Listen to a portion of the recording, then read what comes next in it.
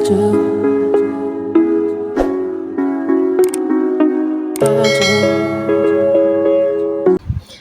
guys! Welcome back to my vlog. Today nga pala ay shopping haul. Wow, shopping haul yan. Ng aking mga pinamili. Actually, matagal ko na itong mga pinamili. Naghalo-halo na lang. So, papakita ko lang. Mostly naman to mga gamit lang ng anak ko. Alam niyo naman pag mami na, lagi na lang, pag may makikita ka sa mall, mga damit ng anak mo, kahit hindi mo plan na bumili, pero mapapabili ka. Pero unahin ko muna itong nabili ko sa Bath and Body. Nabili ko to sa City Center nung last time na nagpunta ko to. So, meron ako ditong body spray. Bagong pabango nila to. Bagong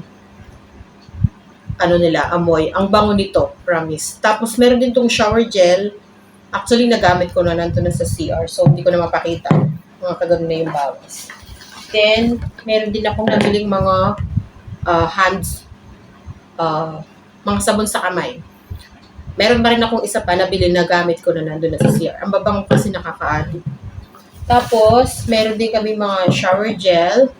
Ito naman ay para kay Mr. Paborito niya to. Tapos ito sa akin, cherry blossom. Yan, ito lang yung mga nabili ko sa Bath and Body nung last time na napunta ako doon sa City Center. Then, meron naman akong nabili sa H&M. Actually, halo-halo na to. May H&M, may R&B. Tamit to ng aking baby boy, ng aking Junakis. Ito merong jacket. Actually, tanggal ko na yung mga tag kasi tagal ko na nga itong napamili. So, ngayon ko lang naipakita. Ito, damit ng aking anak. Nabili ko to sa Max. Maganda rin naman yung mga quality nila doon. Malambot siya, cotton. So, maganda gamitin. Actually, to ay pang 3 to 4 years old na yung binili ko kasi mas maganda na yung malaki pag sa jacket kasi lalaki naman yung anak ko. Then, eto, mga trouser niya, sa H&M ko to nabili. Hindi ko alam kung magano pa to. Parang 1 BD each yata to. So, 2 BD itong dalawa. Kasi medyo malamig na dito. So, tama-tama to pag lumalabas siya. Tapos, meron pa rin ako dito mga nabiling t-shirt. Ito sa H&M din to. 1 BD yata to. Yun ako, hindi ko na mga tanda. Alam niyo naman makakalimutin na. Tapos ito ay sa R&B. Ito ay sa damit ng aking anak. Then, ito na yung mga pasensya na kayo guys. Hindi naman ako marunong mag-haul pero pakita ko lang ito. Tapos ito yung nabili naming shoes kanina. Yeah, kanina. Para sa aking anak. Sa Red Tag lang namin ito binili kasi actually yung paa ng anak ko ang bilis lumaki. So, parang hindi naman nabilhan siya agad ng mga branded kasi parang 1 month, 2 months pa lang niya nagagamit. Ewan ko, comment down below kung ako lang ba. Parang naging practical lang ako. Pero siguro pag lumaki-laki siya, doon ko na lang siya bibilhan ng mga branded. Ito ay sa Red Tag na lang na binabili. Ang ganda niya. Actually, yung anak ko ay 1.5 years old pa lang. Pero, size 24 na yung paa niya. Pero, sakto na lang siya. So, binili ko na lang ay 25. So, para may allowance. Tapos, ito ay, nabili ko siya sa 24 kanina din. Ang cute niya, ang ganda. Parang binata na yung anak ko pagsuot niya. Ito ay size 25. Tapos, ito pa, may isa pa kami nabili. Kasi yung tatay niya, binili dalawa. So, actually, ako binili ng isa. Tapos, ito, 26 na. Actually, malaki pa sa kanya to, pero kinuha ko na kasi maganda. Naka-sale kasi siya. So, ito yung sapatos ni aking hamuli. Tapos, ay ito pala. Ito naman ay mga pantulog niya. Nabili namin to sa Dragon Mall nung nakaraan na punta kami. Kasi medyo malamig na dito. Actually, hindi naman masyadong malamig. Dito ay winter, pero parang sakto lang yung lamig. Hindi nga kami nagja-jacket dito. Ito mga pangtulog niya. Hindi ko na siya kinuha ng makapal kasi nga, hindi naman actually talaga malamig na malamig dito. So, mga ganito lang yung kinuha ko. Color blue.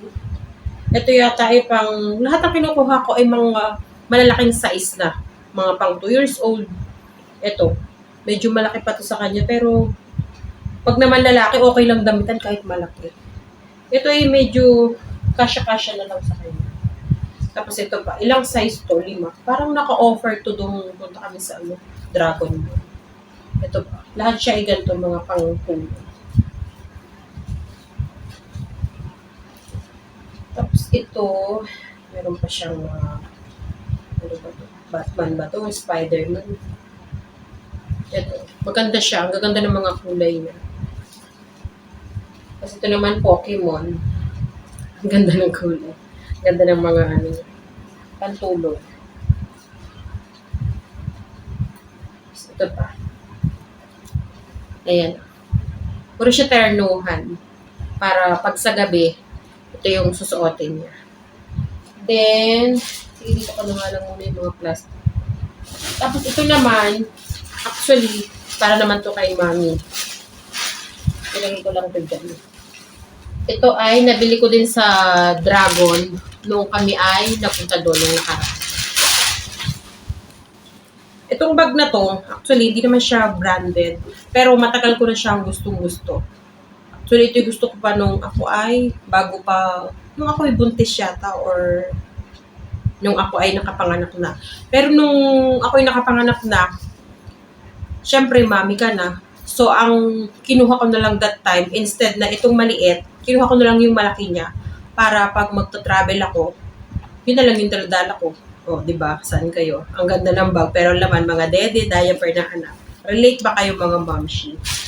Tapos ito ngayon, parang ito nahiligan ko siya. Hindi siya original, but gusto ko lang siya. Christian Dior, ano lang siya, copy. Ito na lang kay mami. Ito nagustuhan ko siya. Hindi ko pa siya nagagamit. Tapos, ito namang isa, wala lang, dyan lang, mga panlakad-lakad lang. Nakasale lang to, nakita ko. Kaya kung saan ko ito magagamit. Kasi may bag pa naman. Ito. Maganda rin siya. Pang aura-aura.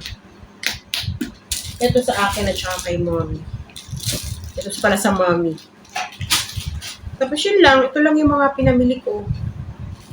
Para sa aking baby. At ito sa akin.